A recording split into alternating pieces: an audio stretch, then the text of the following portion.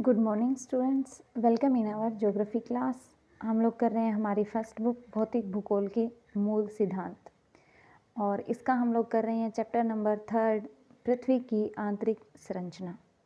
कल हमने किया था भूकंपीय तरंगों का संचरण, किस तरीके से पृथ्वी के अंदर भूकंपीय तरंगें जो हैं वो सेलों में एक स्थान से दूसरे स्थान पर जाती है, उसके बारे में पढ़ा था।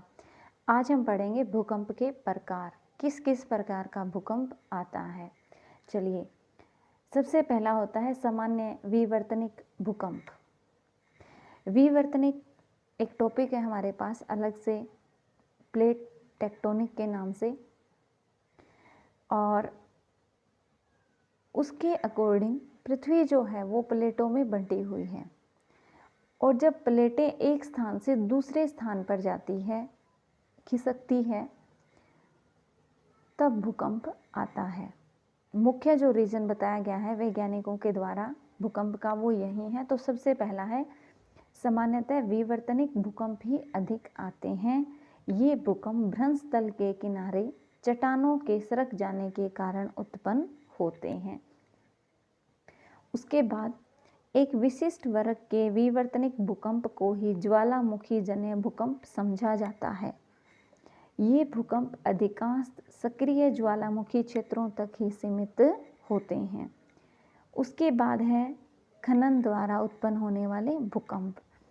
खनन क्षेत्रों में कभी कभी अत्यधिक खनन कार्य से भूमिगत खानों की छत ढह जाती है, जहाँ से खनिज निकाले जाते हैं, और अंडरग्राउंड बहुत बड़ी खदान हो जाती है, तो ऊपर का जो एरिया है वो एकदम से जो मलबा होता है वो गिर जाता है।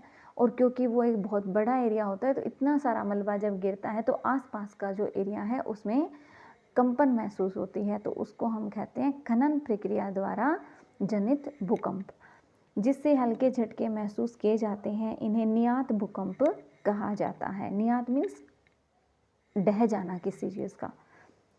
उसके बाद है कभी कभी परमाणु व रासायनिक विस्फोट से भी भूमि में कंपन होती है। इस तरह के झटकों को विस्फोटक भूकंप कहते हैं। जो भूकंप बड़े बड़े बांध वाले क्षेत्रों में आते हैं उन्हें बांध जनित भूकंप कहा जाता है। तो इस प्रकार बच्चों हमारे पास 5 प्रकार के भूकंप होते हैं। 2 जो हैं वो नेचुरल प्रक्रिया द्वारा उत्पन्न होते हैं, और 3 जो हैं वो मानव जनित क्रियाओं के द्वारा उत्पन्न होते हैं। तो आज का आपका यही टॉपिक है भूकंप के प्रकार। यहीं आपको राइट करना है और यहीं आपको लर्न करना है। Understand? Thank you, have a nice day.